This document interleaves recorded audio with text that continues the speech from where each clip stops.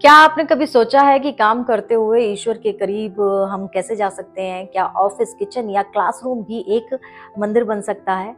क्या हर दिन के जो छोटे-छोटे काम हैं वो एक साधना बन सकते हैं? यही है कर्म योग, वो योग जो बताता है कि काम ही पूजा है। लेकिन इस पूजा का मतलब समझना बहुत ज्यादा जरूरी है। आज हम बात करेंगे कैसे कर्म योग एक सामान्य जीवन को आध्यात्मिक सफर बना देता है। कर्म योग ये शब्द आया है भगवत गीता से। भगवत गीता में कर्म योग का उल्लेख है। श्री कृष्ण ने कहा है अर्जुन से, कर्मण्यवाधिकारस्ते मा फलेषु कदाचन। मतलब कि हे अर्जुन, तेरा अधिकार सिर्फ और सिर्फ कर्म करने पर है, उसके फल पर नहीं है। यही कर्म योग का सार है।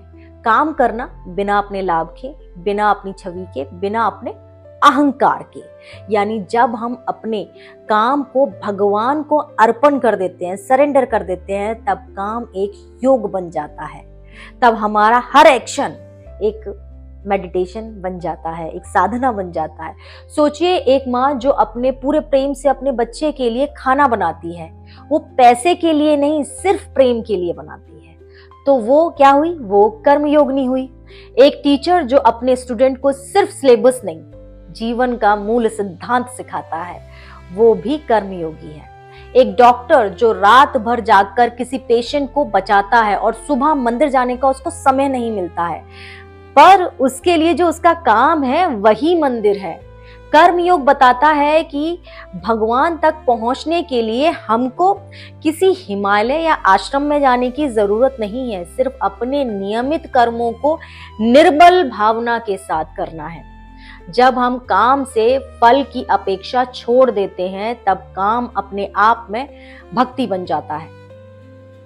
फिर चाहे हम झाड़ू लगा रहे हो, कोडिंग कर रहे हो, योगा क्लास ले रहे हो या अपने परिवार का ध्यान ही रख रहे हो, अगर मन में ये भावना है कि मैं सेवा कर रहा हूं, तो हर क्रिया एक पूजा बन जाती है। भगवान श्री कृष्ण कहते हैं, योगस्था कुरु कर्माणि, यानी कि योग में स्थित होकर कर्म करो।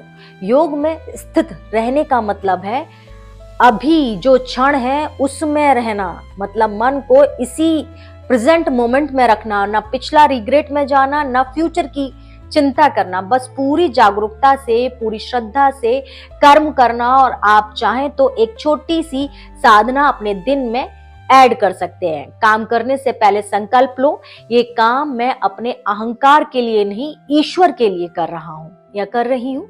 काम के दौरान सांसों पर ध्यान रखो। हर बार जब मन भटक जाए, एक डीप ब्रेथ लो और याद करो, ये भी मेरी साधना है। काम के बाद क्षमा जरूर मांगो। हे प्रभु, अगर कोई गलती हुई हो तो मुझे क्षमा करना। इससे क्या होता है? इससे मन हल्का हो जाता है और ईगो धीरे धीरे घुलने लगता है। ऐसे ही दिन भर का काम हो या ऑफिस या घर, पूरी तरह एक ध्यान बन जाता है। कर्म योग हमको सिखाता है कि काम से भागना नहीं है, काम को भगवान का रूप समझना है। जब हम हर क्रिया को सेवा के रूप में करते हैं, तब हम काम से भागते नहीं हैं, बल्कि बंध जाते हैं, बल्कि उसके जरिए मुक्ति की ओर बढ़ने लगते हैं। तो अगला काम करते हुए याद रखिए, फाइल बनाना हो, खाना बनाना हो या योगा सिखाना हो, अगर मन निर्मल है, भावना पवित्र है, तो वही काम भगवान तक ले जाता है। काम से भगवान तक का सफर वही पूरा करता है जो काम को भगवान के लिए करता है।